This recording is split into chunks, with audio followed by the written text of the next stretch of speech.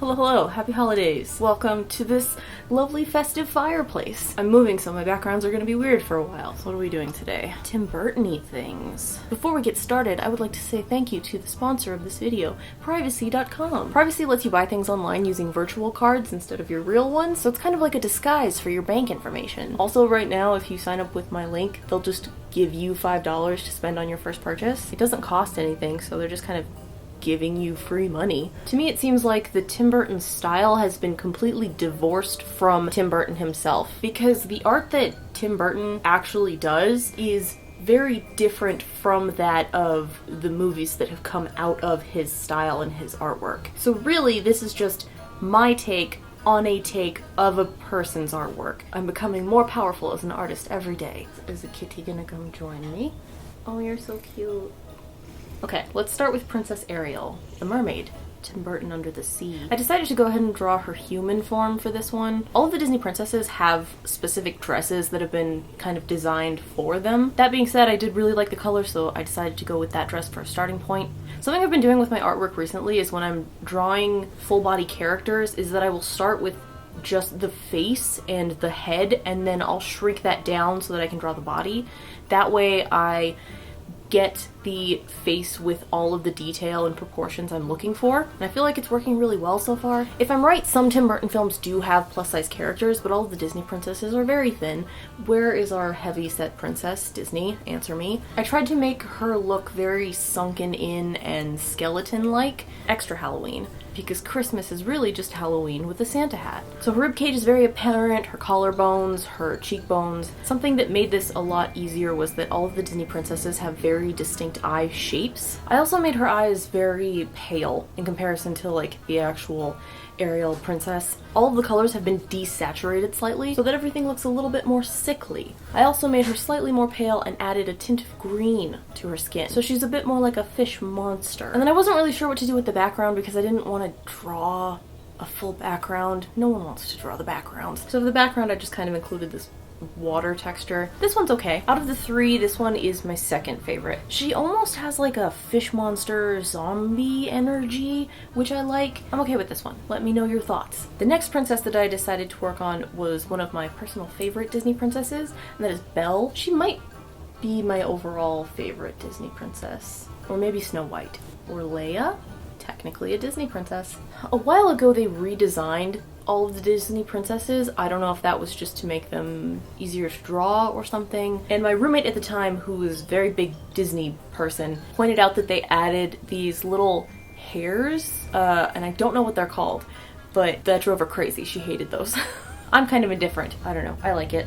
With this one, I also gave her the kind of skeleton shape that I gave Ariel, but Belle's face is more round than Ariel's. So with this one, she has rounder cheeks and a slightly flatter chin, but I did make her body roughly the same. Hands will always be the bane of my existence. Something else I noticed is that Belle actually has the Cupid's bow on her lips, so that's a thing that's different. I also chose to make the rose kind of withered. Once again, just tying it back into that everything is dying because it's fall. There's no snow. It's Halloween. The color blocking in this was very fast too. One thing that I'm really happy that I did about this is that a lot of the shadows are stronger. I have a bit of a hesitation when it comes to adding shadows and highlights where they tend to be a little bit too subtle, but I feel like the shadows in this give it a very high contrast that you would see in something that would be considered the Tim Burton style. The background for this is actually based on a watercolor drawing that I did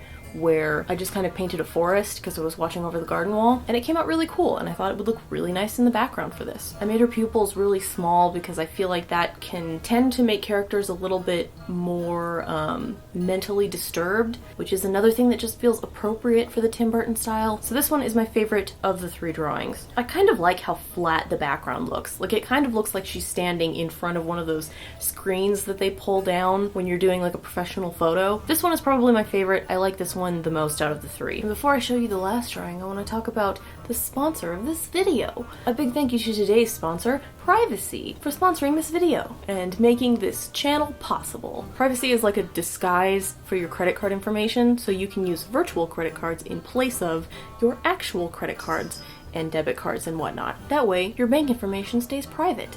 as it should. Also, because they're super cool, they are giving you guys just $5 to spend on whatever if you sign up using my link, privacy.com/echo Gillette. Free money, dude. So Christmas has been chaos, and if you're anything like me, you give gifts late into February, which means I'm still buying stuff for people. With everyone doing more online shopping and donating to organizations, using a privacy card is a great way to reduce your risk of theft on the internet. A really cool feature about privacy is that they have both merchant and single-use card options. So you can use merchant cards for things like subscriptions that are charged monthly, and single-use cards for when you just want to buy a single thing but don't want to risk them having your personal information. Merchant cards are good for subscription services and setting limits on how much they're allowed to charge you each month. I've had subscription services that suddenly renew your contract at a higher rate, not to mention internet service providers and cable companies. So privacy is a great way to put a cap on how much they're allowed to take out of your card. They also have a Chrome and Firefox extension, so filling out the information is super easy and quick. And they also have a great summary page to help you keep everything in order. I'm gonna be using this service to pay my bills forever.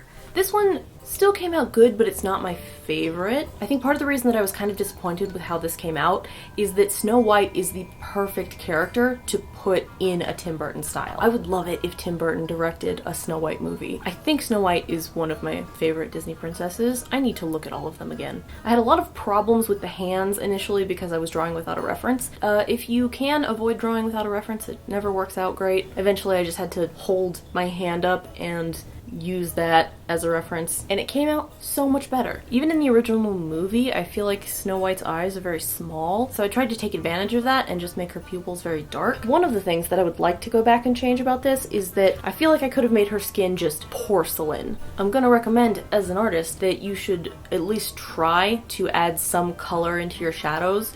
Like, color your shadows intentionally. One of the things that makes the shadows in this one different from the other two is that they actually are tinted, so they're not just gray. The shadows in this one ended up being like dark brown and blue, and she looks almost bruised, and I can't decide if that's good or bad for this style. It looks a little off. The background for this one, I just put like a bark texture, almost like she's standing in front of a really, really large tree. Because when I think of Snow White, I think of like woodland cottage. Another thing that I did with all of these in terms of composition was that I put like a vignette, like a big dark haze around the outer portion of the frame. That way the overall composition feels kind of looming. Is that a real art term? I don't know. It adds another dimension, and it kind of makes it look like the art is like receding into the back a little bit. Just an additional element that I feel like works with this style. I really don't have a lot to say about these drawings. Oops.